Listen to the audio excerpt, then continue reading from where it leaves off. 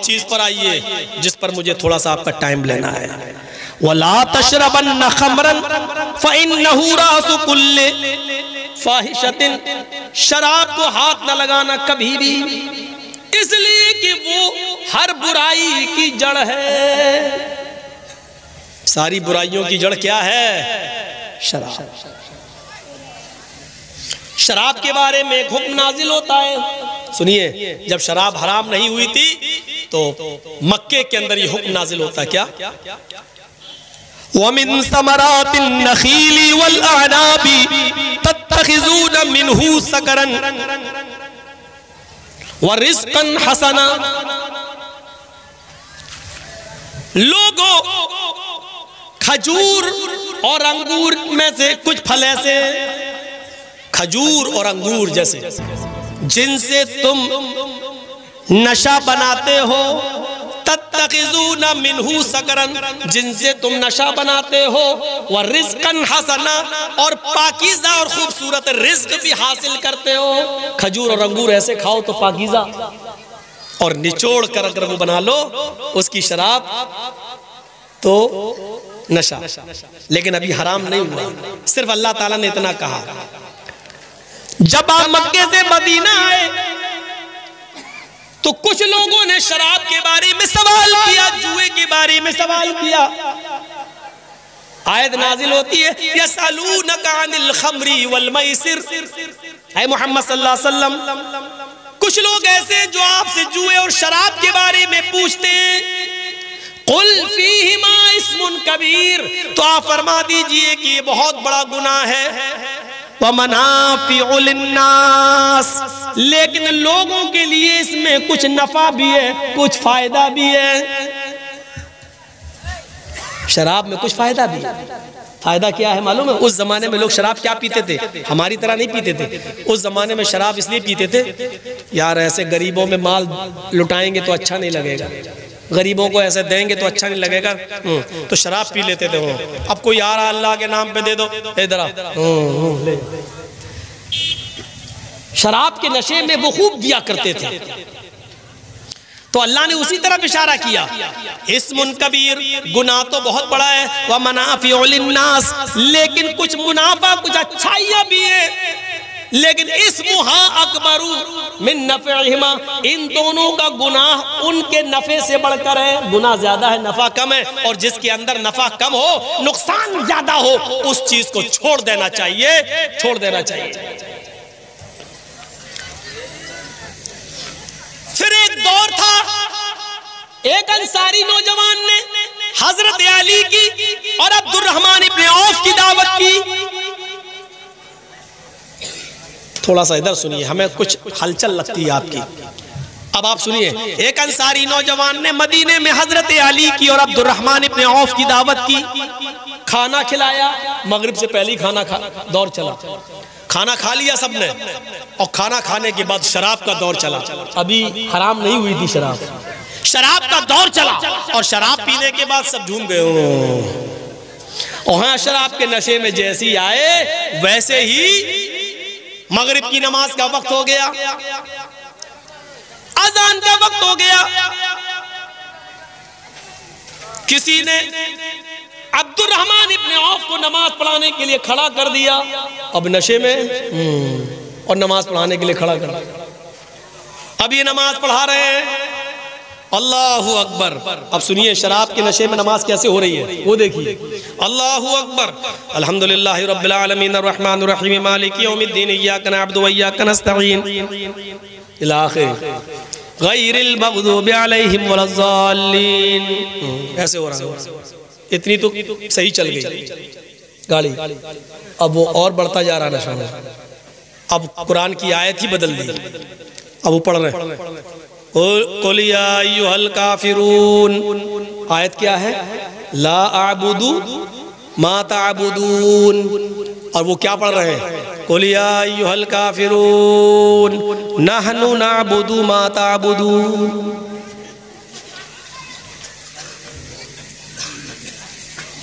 है क्या? कुल या अय्युहल काफिरून, आए नबी कह दो ऐ काफिरो, ला आबुदु मा ताबुदून, मैं उनकी इबादत नहीं करता जिनकी तुम करते हो। मैं उन झूठे खुदाओं की इबादत नहीं करता जिनकी तुम करते हो। और ये क्या पढ़ रहे हैं? ला आबुदु मा ताबुदून, मैं भी उनकी इबादत करता हूं जिनकी तुम करते हो। बल्कि नहनु कह रहे, नहनु नाबुदु मा ताबुदून, हम भी उनकी इबादत करते हैं जिनकी तुम करते हो। माना ही बदल गया। जिस काम को मिटाने के लिए अल्लाह के रसूल आए वही होने लगा।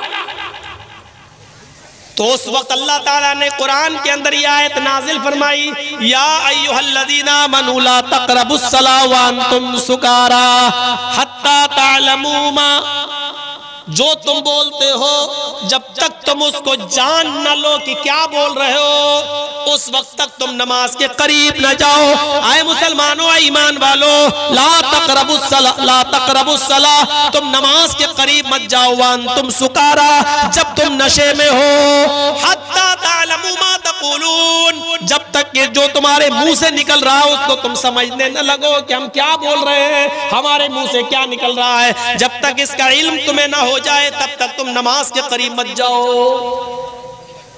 मना कर दिया, नशे में हो तो नमाज के करीब नहीं। लेकिन हराम इधर भी नहीं हुई, हराम अभी भी नहीं हुई, सिर्फ एक बाउंडेशन लगा दी, जब नशे में हो तो नमाज के करीब न जाओ। लेकिन एक मर्तबा अंसार और मुहाजिरीन की महफिल सजी, मक्के के मुहाजिर और मदीने के अंसार दोनों की एक महफिल सजी। और महफिल सजने के बाद खान पान हुआ और दोनों में शराब का दौर चला। अंसारियों ने भी शराब पी और मक्के के मुहाजिरों ने भी शराब पी। अब शराब पीने के बाद जब नशे में आ गए हो, जब सब नशे में आ गए तो अंसारी मुहाजिरों को गाली देने लगे और मुहाजिर अंसारियों को। मुहाजिर कहने लगे, ए देखो ये अंसारी है, हम तुमसे अफजल हैं, हम कुरैशी हैं, अल्लाह के रसूल हमारे अंदर पैदा हुए हैं, हम सबसे ऊंचे खानदान के हैं, हम सैयद हैं, हम हाशमी हैं। इधर अंसारी भी शराब के नशे में धुत थे। वो कहने लगे, भूखे थे, नंगे थे, फटीचर थे, कुछ नहीं था तुम्हारे पास, मक्के में खाली हाथ आए थे, हमने तुम्हें रहने को जगह दी है। तुम भूखे थे, खाना हमने दिया है, तुम प्यासे थे, पानी हमने दिया है, तुम नंगे थे, कपड़ा हमने दिया है, अपनी बेटियों की शादी हमने तुम्हारे साथ किया है, तुम फकीर थे, फटीचर, हम तुमसे अफजल। ओफो, जब ये बातें उड़ने लगी अंसारी मुहाजिरों पर और मुहाजिर अंसारियों पर, एक दूसरे पर सबसे बड़ा, हम तुमसे ऊंचे, हम तुमसे ऊंचे।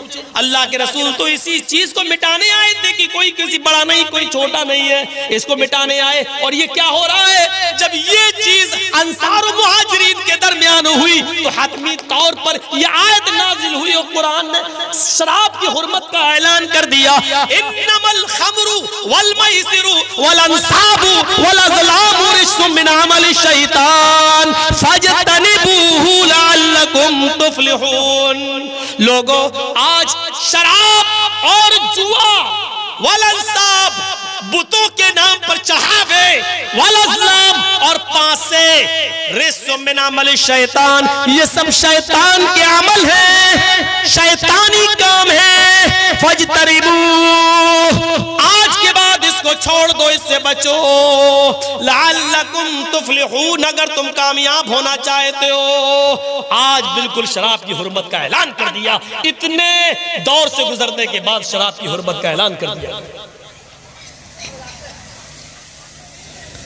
इसको तमाम बुराइयों की जड़ कहा है, तमाम बुराइयों की जड़। मेरे प्यारे साथियों, इनकी सजा के बारे में अगर आप गौर करें और ज़माने माजी के अगर वाक़यात को पढ़ें तो हमें पता चलेगा। हजरत कुदामा का वाक़या आपको याद होगा, सहाबी है। हजरत कुदामा ने बीमारी की हालत में, सख्त बीमार थे और बीमारी की हालत में शराब पी ली। चलो नींद आ जाएगी, बर्दाश्त नहीं हो रहा था उन पर, तकलीफ बर्दाश्त नहीं हो रही थी। और सुनिए, ये वाकया झंझोड़ देगा शराब पीने वालों को, अगर उनके अंदर कुछ गैरत होगी तो। हजरत कुदामा ने कुदामा इब्ने मज़ऊन तकलीफ में करा रहे हैं, शिद्दत, तबीयत खराब है कुछ ज्यादा। कभी कभी होता ना, बहुत ज्यादा तबीयत खराब है तो लोग नींद की गोली दे दो भाई, सो रहे, बहुत दर्द बर्दाश्त नहीं कर रहे तो नींद की गोली खा ली, होता है, डॉक्टर भी लिख देता है। यही किया हजरत कदामा ने, सख्त तबीयत खराब, और उन्होंने तबीयत खराब होने की वजह से उन्होंने थोड़ी सी शराब पी ली कि नींद आ जाएगी, थोड़ा सुकून मिल जाएगा। जैसे ही उन्होंने शराब पी और सो गए, हजरत अबू हुरैरा रजी अल्लाह ताला अन्हु ने और कुछ बड़े बड़े सहाबा ने ये रिपोर्ट कर दी हजरत उमर को। अमीरुल मोमिनीन सख्त बीमारी की वजह से, तकलीफ बर्दाश्त न करने की वजह से हजरत कुदामा ने शराब पी ली। सुबह होते ही हजरत उमर फारूक ने हजरत कुदामा को बुलवाया और कहा, तुम्हारे बारे में मुझे पुख्ता रिपोर्ट मिली है। सुनिए, बीमारी में पी फिर भी हजरत उमर का उसूल देखिए, तुम्हारे बारे में हमें पुख्ता रिपोर्ट मिली है कि तुमने कल शराब पी ली थी।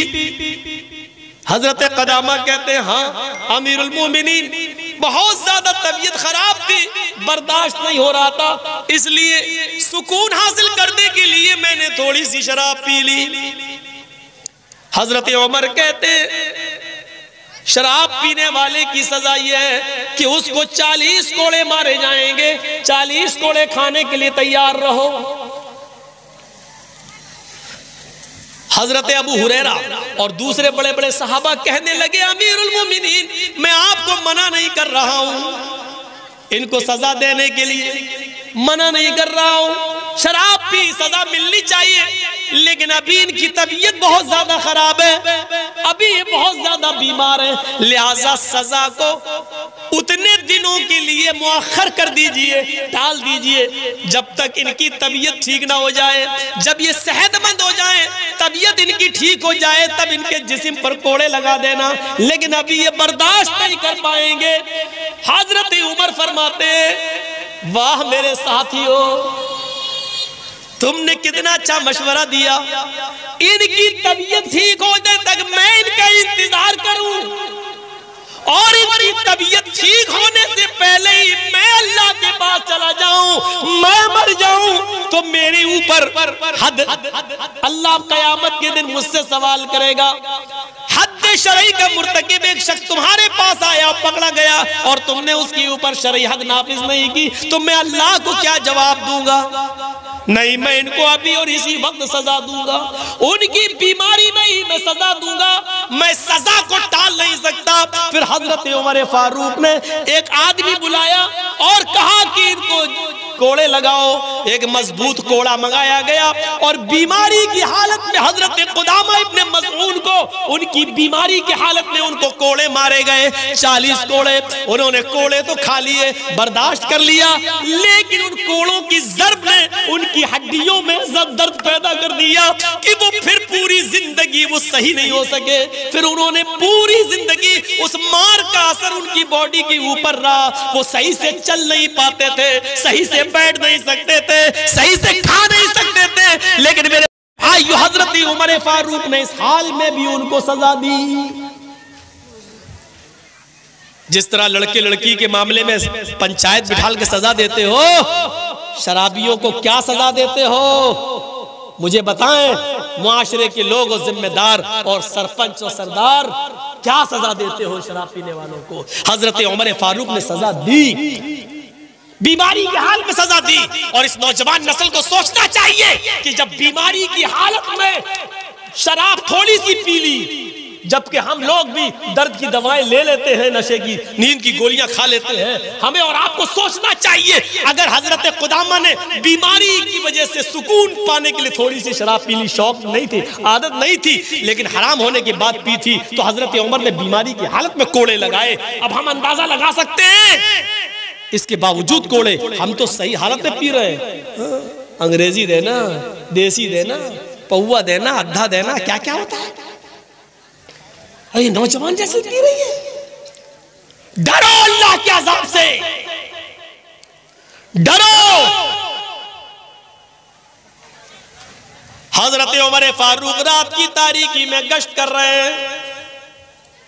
हजरत उमर फारूक रात की तारीकी में गश्त कर रहे हैं। गश्त करते करते वो एक ऐसे मकान के पास से गुजरे जिस मकान के अंदर एक औरत एक शेर पढ़ रही थी। जिस मकान के अंदर एक औरत एक शेर पढ़ रही थी, हल मिन सबीलिन इला खमरिन फअशरिबुहा अम हल सबीलुन इला नजर इब्न हज्जाज। क्या शेर पढ़ रही थी?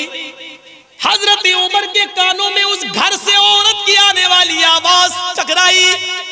हजरत उमर फारूक रात में उस औरत के घर के अंदर इसलिए नहीं गए, ये अकेली है, कहीं चीख चिल्ला कर मेरे ऊपर गलत इल्जाम न लगा दे, इसलिए मकान का नंबर नोट कर लिया। और सुबह होते ही अपने कासिद के जरिए उस औरत को बुलवाया कि जरा। वो औरत आई। है औरत, हाँ मेरी माँ बहने सुने जरा, है औरत इधर आ। कल तू ये शेर पढ़ रही थी, हल मिन सबीलिन इला खमरिन फअशरिबुहा। क्या कोई रास्ता है शराब मैखाने तक जाने का? क्या कोई रास्ता है शराब का कि मैं वहां तक पहुंच जाऊं? फअशरिबुहा, और शराब थोड़ी सी पी लूं। अम हल सबीलुन इला नजर इब्न हज्जाज, या कोई जगह है या कोई रास्ता है जो मुझे नजर इब्न हज्जाज के पास ले जाए। है औरत, ये शराब की तलब कैसी थी रात में? शराब क्यों मांग रही थी तू? ऐसे ही। और ये नजर इब्न हज्जाज कौन है जिसके इश्क में तू पागल है? कौन है नजर इब्न हज्जाज जो कल तू रात में कह रही थी? अम हल सबीलुन इला नजर इब्न हज्जाज, या ऐसा कोई रास्ता हो जो नजर इब्न हज्जाज तक जाता हो और मुझे नजर इब्न हज्जाज से मिलवा दे। ये नजर इब्न हज्जाज कौन है? नहीं नहीं कोई नहीं है, वो तो मैं ऐसे ही ऐसे। जब डांट पड़ी और डंडा उठाया कोड़ा तो कहने लगी कि हाँ एक लड़का है नजर इब्न हज्जाज, फला फला बस्ती में रहता है, का उसको बुलाओ। एक कासिद के जरिए उसको बुलाया गया। इसको जानते हो? कहा नहीं। नजर इब्न हज्जाज ने कहा मैं नहीं जानता। तो हजरत उमर फारूक ने बहुत गौर किया, ये लड़का तो इसको जानता नहीं है इस औरत को, और औरत इसका नाम ले रही है।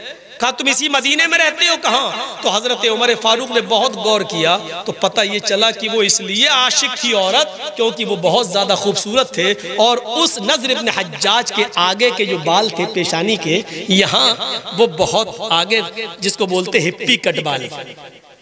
ये बहुत से लोग ना इधर तक बाल रखते हैं ना, कभी कभी ऐसे करते रहते हैं। ये आगे के बाल बड़े खतरनाक होते हैं। ऐसे कभी कभी टीवी पे आप कोई ड्रामा देखते हैं, ऐसे ये स्टाइल होती है बार बार ऐसे करने की, तो ये पेशानी की। तो कहा है नजर इब्न हज्जाज तुम्हारी कोई गलती नहीं है, लेकिन तुम्हारे बालों के फितने ने मदीने की औरतों को फितने में डाल दिया।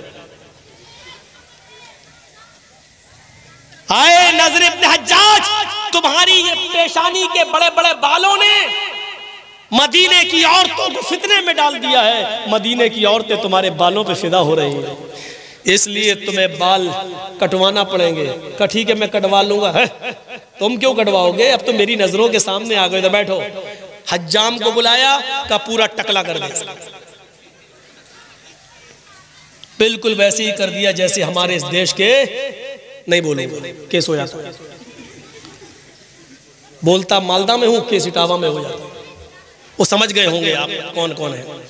चलो महात्मा गांधी समझ, हम नाम नहीं लेंगे दूसरे का। बिल्कुल टकला कर दिया उनको। हज्जाम आया, हाँ उस तरह चला के पूरा टकला कर दिया। अब हजरत उमर फारूक ने उनके ऊपर एक अमामा बांध दिया, साफा। लेकिन खुदा की कुदरत देखो, जब अमामा बांधा तो वो पहले से और ज्यादा खूबसूरत लगने लगे। होता है, अब जब अमामा बांधा तो वो पहले से ज्यादा खूबसूरत। पहले तो एक औरत मर रही थी, अब 10 मरने लगी उनकी। हजरत उमर ने उनको दोबारा बुलाया, कहा नजर इब्न हज्जाज, तुम्हारे हुस्न और जमाल ने, तुम्हारी खूबसूरती ने ही मदीने की औरतों को फितने में डाल दिया। अब तुम्हारा एक ही इलाज है। का क्या? का तुम्हें इस शहर से निकाला जाना जरूरी है। हजरत उमर जड़ काटते थे, बुराई की जड़। ना तुम रहोगे ना मदीने की औरतें फितने में पड़ेंगी। उन्होंने कहा मेरा क्या कसूर है? कहा तुम्हारा कसूर नहीं है, तुम्हारा कसूर यह है कि तुम्हारे बाल बड़े बड़े थे आगे के, मदीने की औरतें फितने में मुब्तला थी। कहा वो तो आपने काट दिए। कहा मैं क्या करूं, अमामा बांधा तो और खूबसूरत लग रहे हो। कहा फिर ये कसूर तो अल्लाह का। कहा अल्लाह को कैसे कसूरवार ठहरा दूं? अल्लाह को कसूरवार नहीं ठहराया जा सकता है। अब तुम्हें बसरा में जाना पड़ेगा, मदीने छोड़ो। और उनको मदीने से निकाल कर बसरा पहुंचा दिया गया कि जाओ और यहाँ दीन की तबलीग करो और मदीने की औरतों को फितने में मत डालो। ये काम होता है गांव के सरदार का, सरपंच का। निकालोगे? अरे तुम बाल कटवा नहीं सकते हो, निकालोगे क्या? कुरान में आया अबू जहल के बारे में, लनस्फाम बिन नासिया, हम उसको पेशानी पकड़कर जहन्नम के अंदर डाल देंगे। लनस्फाम बिन नासिया, पेशानी, ये माथा थोड़ी पकड़ा जाता। पकड़ के दिखाओ, पकड़ गया? नहीं पकड़ पाओगे। कैसे घसीटोगे? तो पेशानी से मतलब क्या है? ये बाल, माथे के ये बाल। फरिश्ते इन बालों को पकड़कर, जो सामने के आगे के बड़े बड़े बाल हैं, इनको पकड़कर घसीट कर उनको जहन्नम में डालेंगे। इस कुरान की साइज से पता चला कि आगे के बाल, जुल्फ जिसको बोलते हैं, ये बड़े बड़े बाल अबू जहल रखा करता था।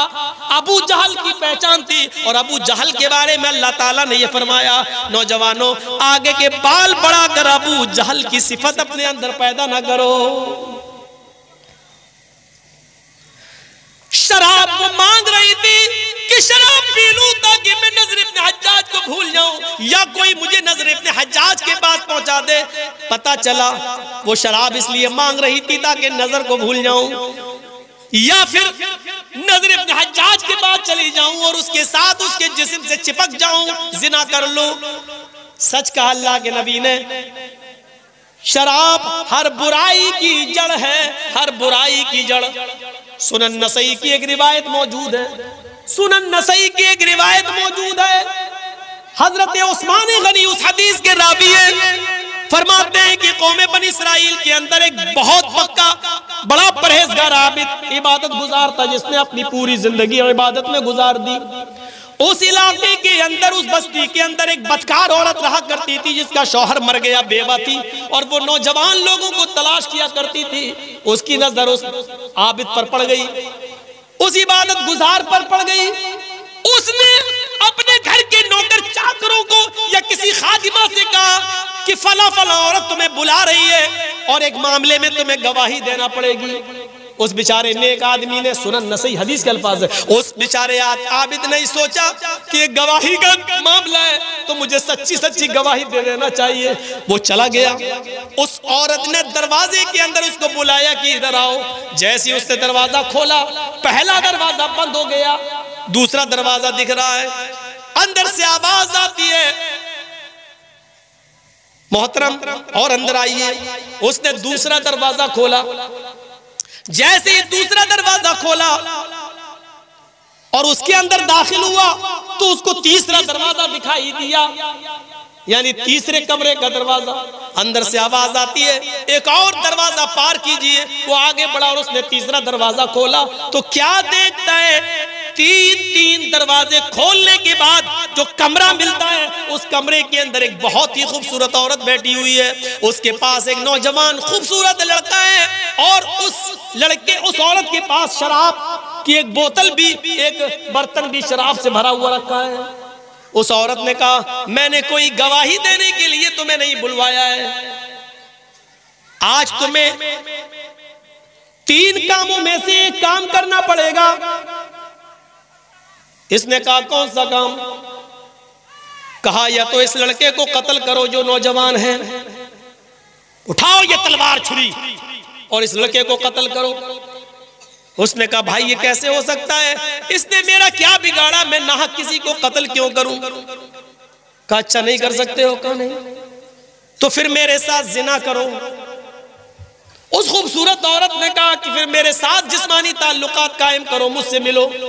उसने कहा ये तो हराम है, मैं कैसे तुमसे जिना कर सकता हूं? मेरी पूरी जिंदगी नमाजों में गुजर गई, तहज्जुदों में गुजर गई, अल्लाह की इबादत में गुजर गई। उसने कहा ये भी नहीं कर सकते हो तो ये फिर शराब पियो। नौजवानों, शराब का नुकसान मैं तुम्हें बताना चाहता हूं, इसलिए मैंने इस हदीस को पढ़ाया आपके सामने। सुनन नसई। इस आदमी ने जो पक्का नमाजी था, इबादत गुजार था, ये सोचने लगा कि मैं तो फंस गया, बाहर जाने का कोई रास्ता नहीं है। थोड़ी देर के लिए इसने छुरी उठा ली, फिर सोचा कि इस लड़के को कत्ल कर दूं। कहा नहीं, ये ज्यादा बड़ा गुनाह है। फिर उसने सोचा कत्ल के बाद सबसे बड़ा गुनाह तो जिना है, ये भी बड़ा गुनाह है, लेकिन आज मैं फंसी गया हूं तो अपनी जान बचाई जाए, इसलिए छोटा गुनाह कर लेता हूं, शराब पी लेता हूं। शराब पीने में फिर क्या हर्ज है? अपनी जान बचाने के लिए कम से कम इस लड़के के कत्ल का गुनाहगार तो नहीं होऊंगा और इस औरत से जिना तो नहीं करूंगा। एक छोटा गुनाह कत्ल और जिना के मुकाबले में तो कम से कम छोटा गुनाह है। उसने कहा ठीक है। फिर उसने वो पूरा का पूरा बर्तन जो शराब से भरा हुआ था उसको पी लिया। जिसने कभी शराब न पी हो, एकदम उसके दिमाग पे वो शराब चढ़ गई। फिर उस औरत ने शराब के नशे में उसको और चढ़ाया। फिर उसने वो चाकू उठाया और शराब का नशा जब बहुत ज्यादा चढ़ गया तो शराब के नशे में उसने उस नौजवान लड़के का कत्ल भी कर दिया। उसको कत्ल करने के बाद उस औरत ने उस शराबी को, उस शराब पीने वाले आबिद को उसने अपने ऊपर चढ़ाया और उसके बाद उसने अपने जिस्म के कपड़े उतार दिए और उसने शराब के नशे में उस औरत के साथ जिना भी कर लिया।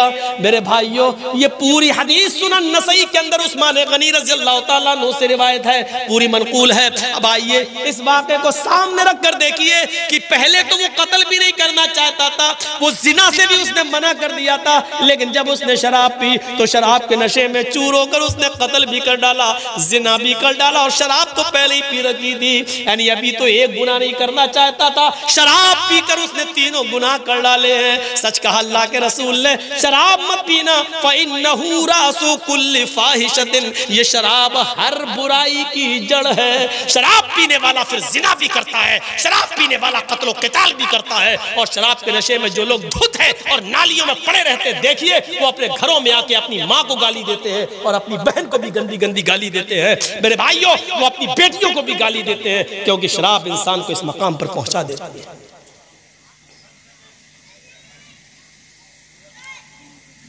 कहां हैं हम अपने मुआशरे पर, अपनी सोसाइटी पर नजर डालें कि आज हमारी शराब ने हमको कहां पहुंचा दिया। एक हदीस पर गौर कीजिए, अल्लाह के नबी फरमाते हैं, बनी इसराइल में 72 फिरके हुए थे, मेरी उम्मत में 73 फिरके होंगे। और नौजवानों, इस हदीस को जरूर सुन लीजिए, बनी इसराइल में 72 फिरके थे, मेरी उम्मत में 73 होंगे। तफ्तरिकु उम्मती अला सलासिन व सबईन मिल्ला, मेरी उम्मत 73 फिरकों में बढ़ जाएगी। हस्बन नाली बिन नाल, जैसे पैरों में जूते पहने जाते वो बराबर होते, कोई छोटा बड़ा नहीं, जैसे कोई छोटा बड़ा नहीं होता, ऐसी मेरी उम्मत में बनी इसराइल में कोई फर्क नहीं होगा। जो बनी इसराइल ने किया होगा वो मेरी उम्मत भी करेगी। इसके बाद अल्लाह के नबी ने फरमाया, हत्ता इन काना मिनहुम मन अला उम्मी अलानियतन लकाना फी उम्मती मन यसनउ ज़ालिक, अगर बनी इसराइल में किसी ने अपनी माँ के साथ किसी चौराहे पर मुंह काला किया होगा। नौजवानों सुनो, अगर बनी इसराइल में, यहूद और नसारा में किसी ने अपनी माँ के साथ ऐलानिया सबके सामने चौराहे पर जिना किया होगा, अपनी माँ के साथ मुंह काला किया होगा, तो मेरी उम्मत में भी ऐसे लोग पैदा होंगे। हत्ता इनकान मिनहुम मन अला उम्मिही लकान अलानियतन लकाना फी उम्मती मन यसनउ ज़ालिक, तो मेरी उम्मत में भी ऐसा जमाना आ जाएगा कयामत से पहले कि तुम देखोगे कि मेरी उम्मत के लोग भी, यानी मुसलमान भी, अपनी माँ के साथ अलानिया जिना करेंगे, चौराहे पर जिना करेंगे, अपनी माँ के साथ मुंह काला करेंगे। और जब तक ऐसा नहीं करेंगे कयामत नहीं आएगी। एक बेटा अपने हाथ से अपने माँ के गरीबान को चाक करेगा। एक भाई अपने ही हाथों से अपनी बहन के दामन को चाक करेगा। एक बेटा अपने हाथ से अपने माँ की इज्जत को लूटेगा। एक भाई अपने हाथ से अपनी बहन की इज्जत व आबरू को लूटेगा। जानते हो, इस नौजवान को उसकी माँ के साथ खेलने पर और उसकी बहन की इज्जत को तार तार करने पर कौन सी चीज जिम्मेदार होगी? उसकी जिम्मेदार होगी ये शराब, जिसको हम और आप दिल दादा बने हुए हैं, जिसको पी रहे हैं। क्योंकि शराब भी एक ऐसी चीज है जो अकल पर पर्दे डाल देती है, अकल को छिपा देती है। और जब अकल छिप जाती है तो हमें नजर नहीं आता कि ये मेरी माँ है, ये मेरी बहन है। ये शराब के नशे में धुत होकर एक लड़का अपनी माँ के साथ खेलेगा, एक भाई अपनी बहन के साथ खेलेगा, और ये यहां तक पहुंचाने वाला और इस दरवाजे तक पहुंचाने वाली अगर कोई चीज होगी तो वो होगी शराब। मुआशरे में जहां शराब नोशी बहुत ज्यादा है, मेरी माँ और मेरी बहनों, मुआशरे के अंदर बेपर्दगी ने भी एक गलत माहौल खराब कर दिया है। आजकल जल से भी उससे महफूज न रहे, जल से